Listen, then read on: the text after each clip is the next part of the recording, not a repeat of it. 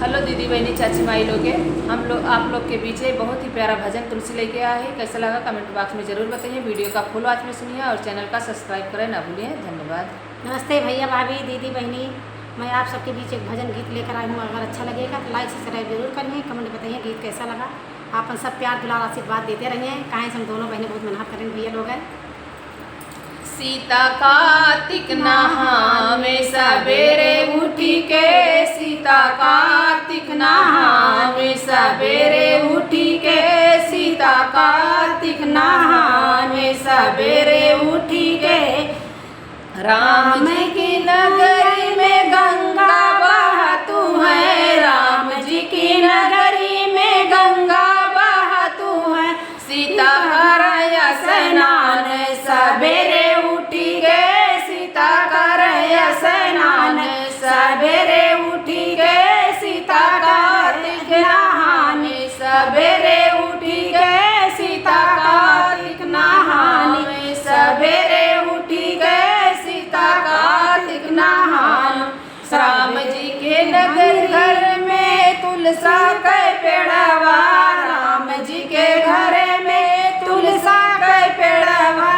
सीता करे पूजा पाठ सवेरे उठी गे, सीता करे पूजा पाठ सवेरे उठी गे, सीता करे पूजा पाठ सवेरे उठी गे, सीता कार्तिक नहाने सवेरे उठी गे, सीता कार्तिक नहाने सवेरे उठी गे, सीता कार्तिक नहानी। राम जी की नगरी में भोला जी का मंदिर, राम जी के नगरी में भोला जी का मंदिर। वो तो भोले का मना में सवेरे उठी गए, वो तो भोले का मना में सवेरे उठी गए, वो तो भोले का मना में सवेरे उठी गए, सीता कार्तिक नहाने सवेरे उठी गए, सीता कार्तिक नहानी सवेरे उठी गए, सीता कार्तिक नहानी। राम जी की नगरी में खिली फुलवरिया, राम जी की नगरी में खिली फुलवरिया। सीता फूल चढ़ावे सवेरे उठी गए, सीता फूल चढ़ावे सवेरे उठी गए, सीता कार्तिक नहाने सवेरे उठी गए, सीता कार्तिक नहाने सवेरे उठी गए, सीता कार्तिक नहानी। राम जी के अंगने में तुलसी के पेड़वा, राम जी के अंगने में तुलसी के पेड़वा।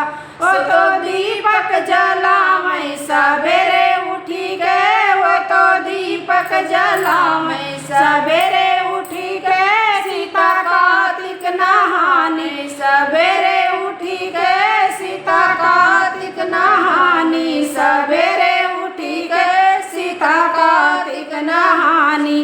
सीता राम जी के गौशाला में गौआ बहुत है, राम जी के गौशाला में गैया बहुत है। गौदान कराम सवेरे उठी गए, गौदान कराम सवेरे उठी गए, सीता कार्तिक नहाने सवेरे उठी गए, सीता कार्तिक नहाने सवेरे उठी गए, सीता कार्तिक नहानी।